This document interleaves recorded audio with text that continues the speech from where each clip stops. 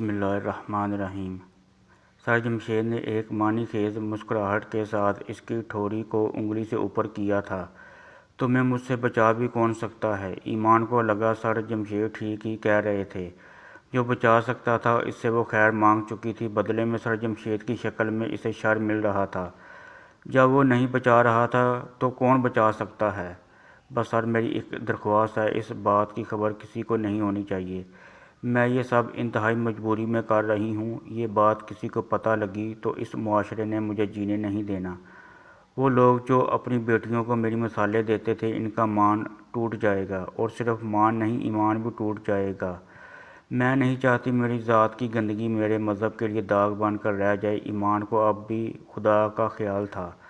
سر جمشید نے اس کی آنکھوں میں آنکھیں ڈال لی۔ کیا یاد کرو گی؟ وعدہ رہا۔ اچانک باہر سے شور کی آواز بلند ہونے لگی۔ سر جمشید جلدی سے کھڑے ہو کر دروازے کی جانب بڑھنے ہی لگے تھے کہ دروازہ ایک دھماکے کے ساتھ کھلا۔ کمرے میں تیز روشنی کا سیلاب آیا تھا جس کا فوکس ایمان اور سر جمشید تھے۔ نعمان کمرہ آن کر کے اس حرامی انسان کو آج بتاتا ہوں مجھ سے پنگا لینے کا انجام کیا ہوتا ہے۔ لڑکی کو بھی فوکس کر۔ اسلم تو باہر کھڑا ہو دیکھ کوئی آئے نہ یہاں۔ امجد اپنے 3 ساتھیوں سمیت وارد ہو چکا تھا۔ جمشید نے آگے بڑھنے کی کوشش کی لیکن ایک زوردار تھپڑ کھا کر پیچھے بیڈ پر گرا تھا۔ یہ امجد کا ہاتھ تھا۔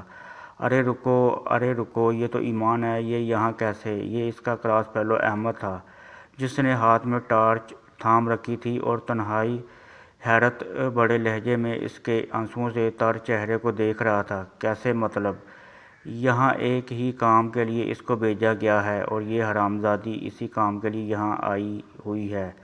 امجد جو ان کا سینئر تھا، اس نے خون بار آنکھوں سے ایمان کی طرف دیکھ کر کہا تھا، نہیں یار میں ایمان کو جانتا ہوں، وہ ایسی ہرگز نہیں تھی۔ ایمان تم بتاؤ یہاں کیا کر رہی ہو؟ احمد نے امجد کو جواب دے کر براہ راست ایمان سے سوال کیا تھا۔ ایمان نے آنسوؤں سے تر چہرے کو اٹھا کر احمد کی طرف دیکھا۔ تقدیر سے جنگ یا پھر شاید تقدیر سے مفاہمت۔ لہجے میں چھپا درد آسانی محسوس کیا جا سکتا تھا۔ اس سالی کی باتوں میں نہ آ۔ میں جانتا ہوں ایسی لڑکیاں مذاہب کی آڑ میں کیا کیا کھلواڑ کرتی ہیں۔ تم لوگ ویڈیو بناؤ بس، یہ بدنامی اس کی چوائس ہے، امجد نے غرا کر کہا۔ لیکن یار، احمد نے کچھ کہنے کی کوشش کی لیکن امجد نے ہاتھ کے اشارے سے اسے چپ رہنے کا کہہ دیا۔ تھوڑی دیر پہلے مردانگی کے جھنڈے گاڑنے والے سر جمشید کی ڈر اور بدنامی کے خوف سے آواز بھی نہیں نکل رہی تھی۔ وہ امجد کو جانتے تھے اور یہ بھی جان چکے تھے کہ آج بہت برے پھنسے ہیں۔ وہ دونوں کیمرے کی زد میں تھے اور دونوں کی عزتیں اس میں غیر محفوظ ہو رہی تھیں۔ اس دوران امجد متواتر سر جمشید کو تشدد کا نشانہ بناتا رہا، ساتھ ساتھ ان کے کردار پر ڈاکومنٹری بھی کی جا رہی تھی جس کے لیے بار بار ایمان کے چہرے کو فوکس کیا جاتا تھا۔ ایمان ساکت سے بیٹھی پتھریلی آنکھوں سے یہ ساری کارروائی دیکھ رہی تھی۔ اس سے برا کیا انتخاب ہو سکتا تھا؟ امجد صحیح کہہ رہا تھا، یہ اس کی چوائس تھی، ورنہ موت کا انتخاب اس اذیت سے کئی گنا زیادہ بہتر تھا۔ اس نے سوچ لیا تھا۔ اس سب کے بعد موت بہت آسان لگنے لگی تھی۔ سر جمشید مسلسل تشدد سے نڈال ہو کر گر چکے تھے۔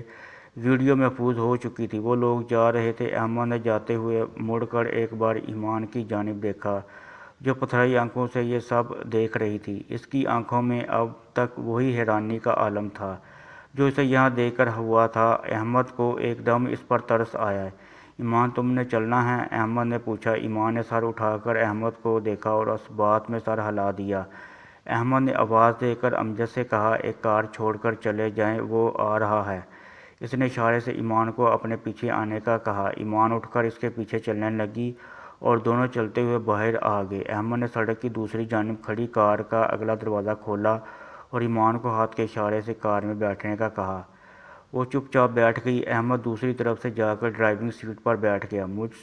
مجھے سمجھ آ چکی ہے تمہیں شیزا نے ٹریپ کیا ہے، لیکن افسوس اس بات کا ہے کوئی بھی ایسا قدم اٹھانے سے پہلے تم نے ہمیں مدد کے لیے کیوں نہ کہا؟ احمد نے گاڑی سٹارٹ کرنے کے بجائے اس کی طرف رخ کر کے کہا۔ ایمان چپ رہی۔ ہمیں سر جمشید کے متعلق خبریں مل رہی تھیں کہ یہ یونیورسٹی کی کافی لڑکیوں کو بلیک میل کر رہا ہے، جن میں ہمارے ایک دوست کی بہن بھی ہے۔ میں صرف نیک نیت سے اس کے خلاف بنے اس پلان کا حصہ بنا تھا کہ جمشید کی ان حرکتوں پر باندھا جا سکے، جبکہ امجد کو اپنے پرانے بدلے لینے تھے۔ پلان یہ ہی تھا کہ شیزا کے ذریعے اسے ٹریپ کیا جائے، اس کی ویڈیو بنا کر اسے بلیک میل کیا جائے گا، اور جن لڑکیوں کو یہ بلیک میل کرتا رہا ہے ان کے خلاف سارا مواد اس سے نکالا جائے گا۔ لیکن شیزا بہت تیز نکلی ہے، اس نے اپنی کسی بھی لڑکی کو ضائع کرنے کے بجائے تمہیں استعمال کر لیا۔ اب وہ ویڈیو امجد کے پاس ہے اور تم جانتی ہو وہ کسی کی بھی نہیں سنتا۔ احمد اسے بتا رہا تھا۔ ایمان ذلت اور عزت کی نیلامی کی شاخ میں تھی۔ وہ ناسمجھی سے احمد کی طرف دیکھ رہی تھی۔ اچھا چھوڑو ان باتوں کو، تم بتاؤ تم یہاں کیسے آ گئی؟ احمد نے اس سے پوچھا اور ایمان نے مکانکی انداز میں آہستہ آہستہ ساری بات سنا دی۔ احمد نے خاموشی سے اپنی جیکٹ کی اندرونی جیب میں ہاتھ ڈالا اور ہزار کے 5 نوٹ نکال کر ایمان کی طرف بڑھا دیے۔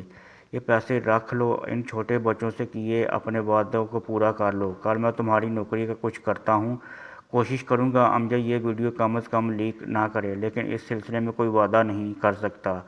وہ شخص بہت ہٹ ڈرم ہے، اپنے مرضی کا مالک ہے۔ ایمان نے وہ پیسے لے لیے۔ اس نے سوچ لیا تھا کہ آج رات کے بعد اسے زندہ نہیں رہنا ہے، لیکن ان بچوں سے وعدہ نبھانا ضروری تھا، اور اس کی ایک ہی صورت تھی کہ وہ خاموشی سے یہ پیسے رکھ لیتی۔ اچانک احمد کے موبائل پر کال آنے لگی۔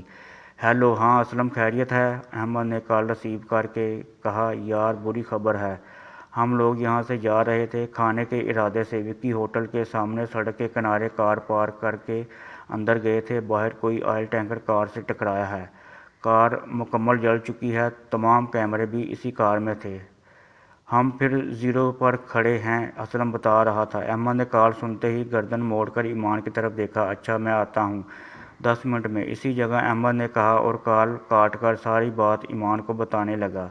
ایمان تم میں خاص بات ہے، اللہ تمہاری مدد کر رہا ہے، پہلے سر جمشید سے بچانے کے لیے ہم لوگوں کو بھیج دیا، پھر تمہاری مالی مدد کے لیے مجھے یہاں روک دیا، اور آخر وہ ویڈیو ثبوت تھے جنہیں جلا کر راکھ کر دیا گیا ہے۔ یوں لگتا ہے جیسے اللہ تمہیں کھونا نہیں چاہتا، وہ تمہارے معاملے میں بے نیازی نہیں برت رہا، تم جیسا ہونا بڑے مرتبے کی بات ہے۔ احمد بول رہا تھا جبکہ ایمان کانپ رہی تھی، اللہ کی عطاؤں پر، اس کی مدد پر، اس کے کن فیکون پر۔ وہ کچھ دیر پہلے اپنی دعاؤں کے عدم قبولیت کا سوگ منا رہی تھی، اللہ سے دل ہی دل میں شکوے کر رہی تھی، اب اسے سمجھ نہیں آ رہی تھی کہ وہ شکر کیسے ادا کرے۔ وہ اپنے انداز میں اس کی مدد کر رہا تھا، لیکن وہ ناسمجھی میں اس سے بدگمان ہو رہی تھی۔ وہ کار کا دروازہ کھول کر باہر آ گئی۔ ارے کہاں جا رہی ہو؟ احمد بھی ڈرائیونگ سیٹ کا دروازہ کھول کر باہر آ گیا، لیکن کار کے گرد گھوم کر جب وہ دوسری طرف آیا، وہاں کا منظر رکت انگیز تھا۔